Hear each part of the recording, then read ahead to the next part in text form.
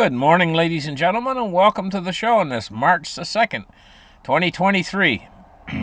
Thank you for tuning in. I'm glad to have you guys here.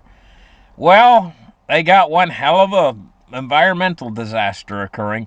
Animals are dying across Ohio state parks. And it's all caused by this East Palestine train derailment. They got these toxic chemicals in the woods and in the streams and all over the houses and all. It's everywhere.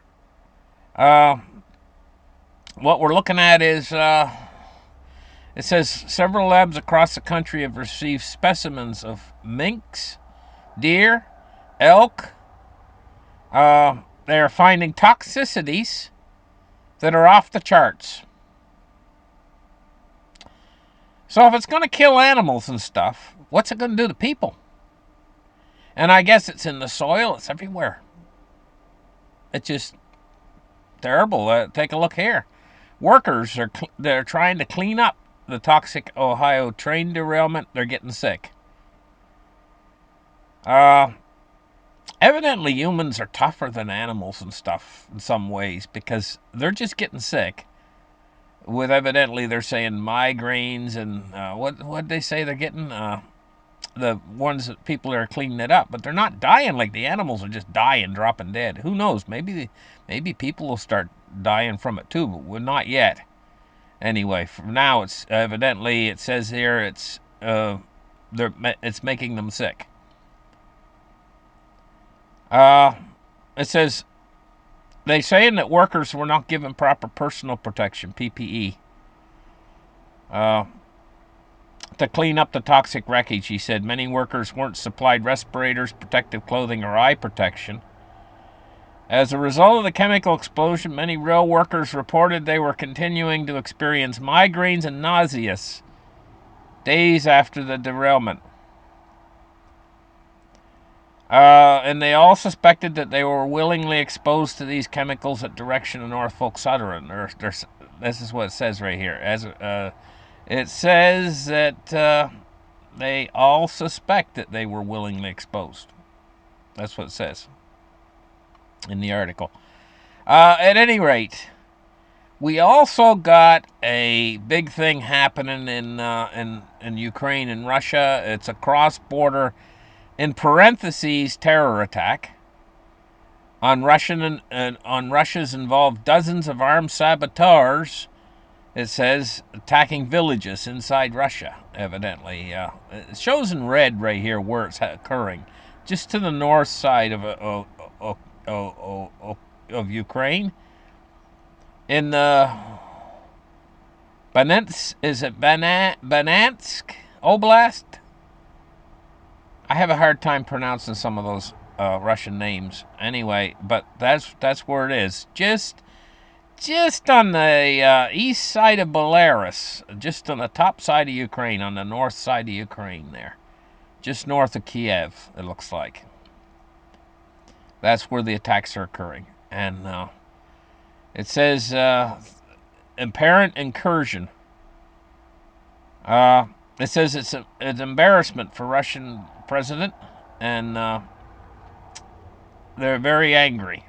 It says they were under attack by several dozen armed fighters, killing one man and wounding a child. It says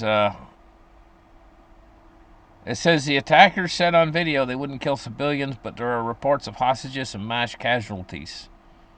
Putin has convened an emergency meeting of the Security Council.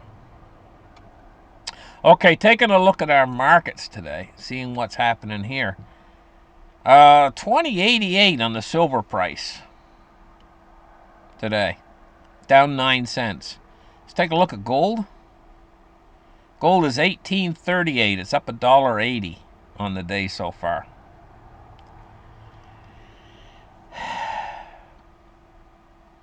The East, I believe they have their sights on our financial system. I think they're watching us very carefully.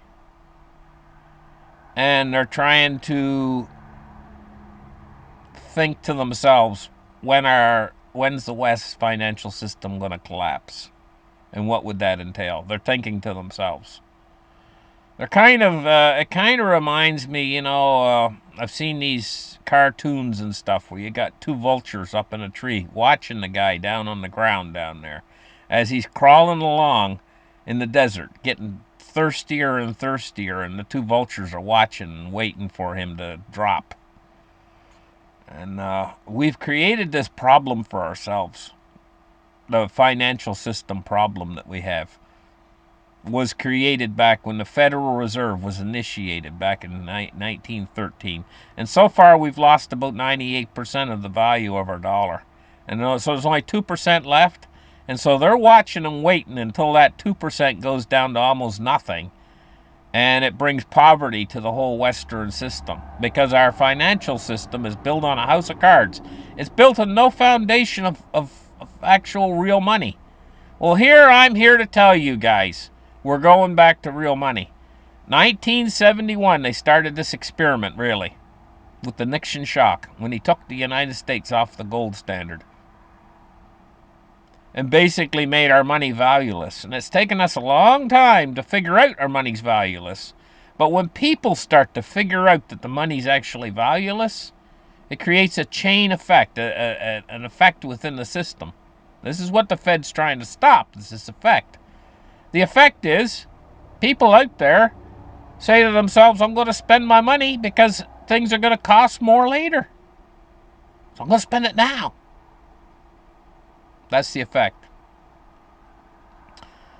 And once that effect gets started, it's awfully hard to stop it. And they're crushing the economies trying to stop this effect, the Fed, and it's going to get a lot worse suddenly.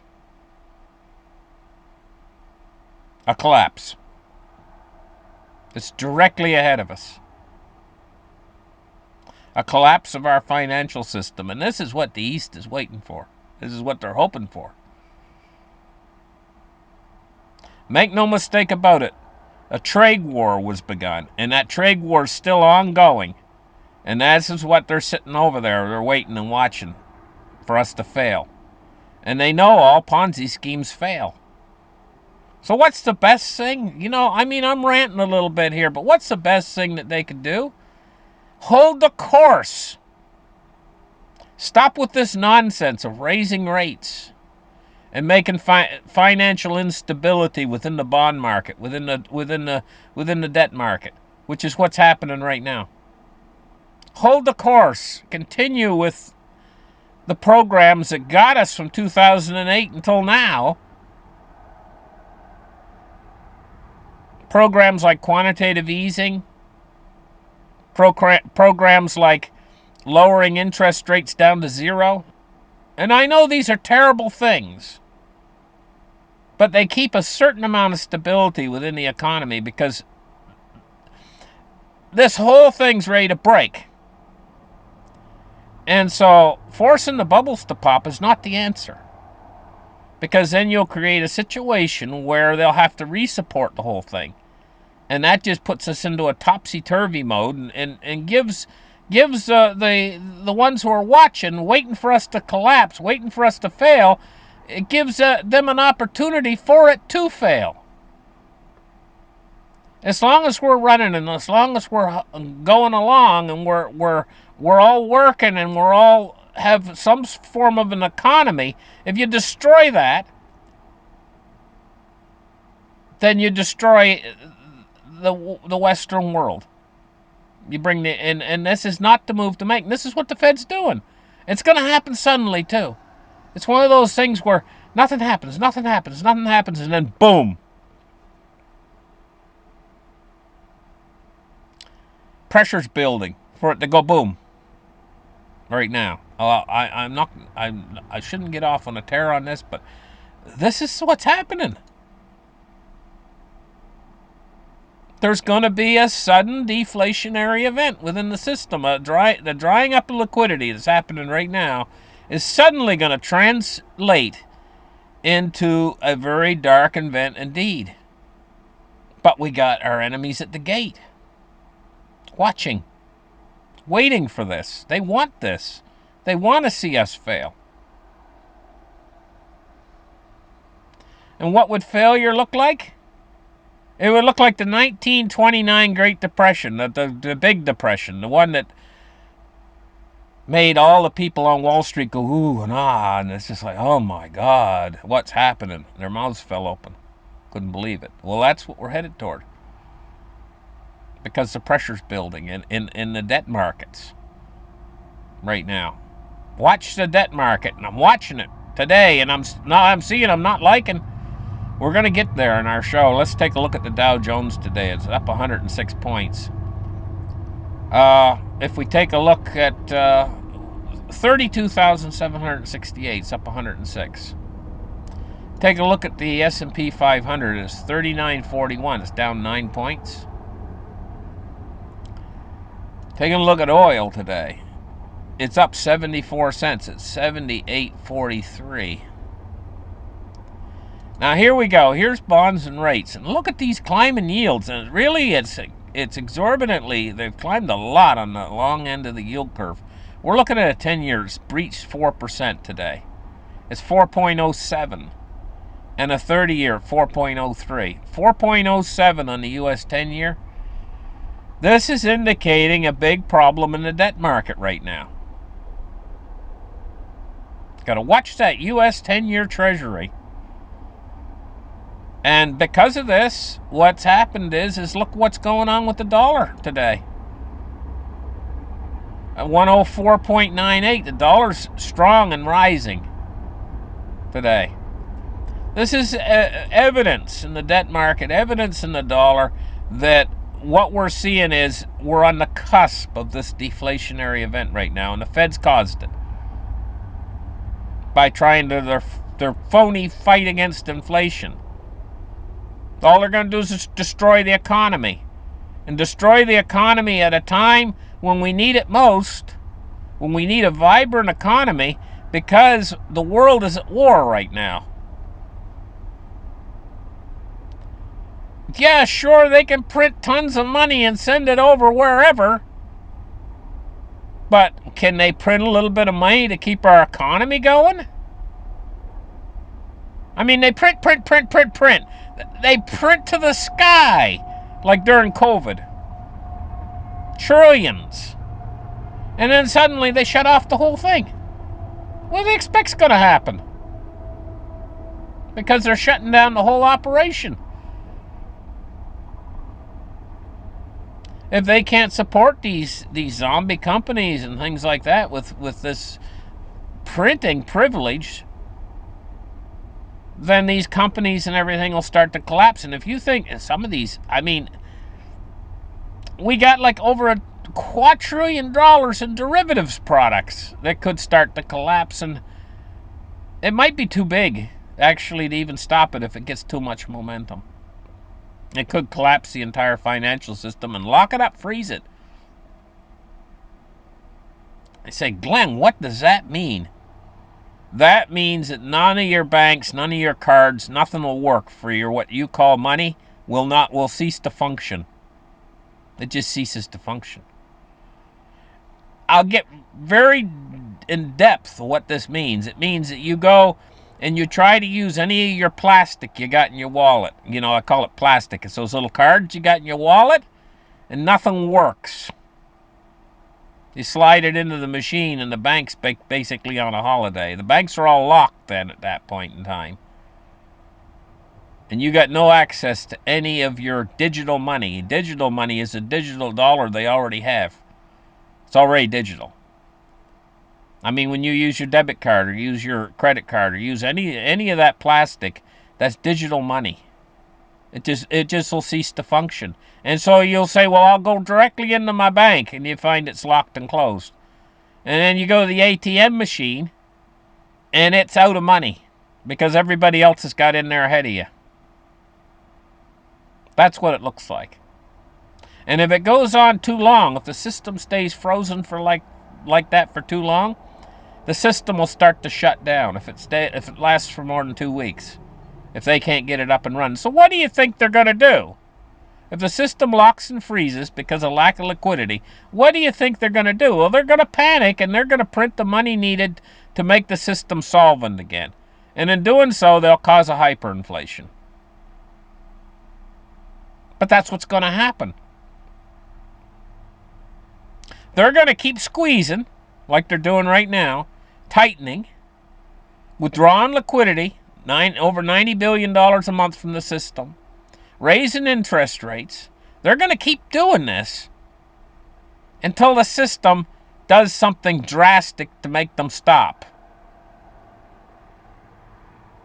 And then when they stop, they're going to go back to printing, and they're going to cause a sudden hyperinflation. It's going to set in really fast after that. And that's when you're going to see your gold and silver shine against a background of hyperinflation. And cryptos will shine too, but it's going to be absolutely a world that's going to be changed from what we're used to now. So don't wish for your gold and silver to go to the moon, because when your gold and silver go to the moon is a time when we're going to be experiencing poverty on an unprecedented scale across America like we've never seen before. Because prices will be going up way faster than wages. And it's going to create a homeless crisis like you've never seen before on this planet. And gosh knows what effect it'll have on the war over there or anything. I don't know. Who knows about that. But I know the effect hyperinflation will have on the American way of life. You'll have worse than the Great Depression. It'll make 2008 look like a speed bump. Anyway, thank you guys for listening to my show. And all this is imminent. I'm not talking about something 5 years from now. The Fed is tightening right now, and they're heading us toward this at 90 miles an hour. And they just will not give up. So we got a little tug of war going between the Fed and the market, Anyway, listen, guys. This is all going to end very badly and very soon. Thank you guys for listening. Like and subscribe, and we'll catch you guys in the next show. Bye-bye.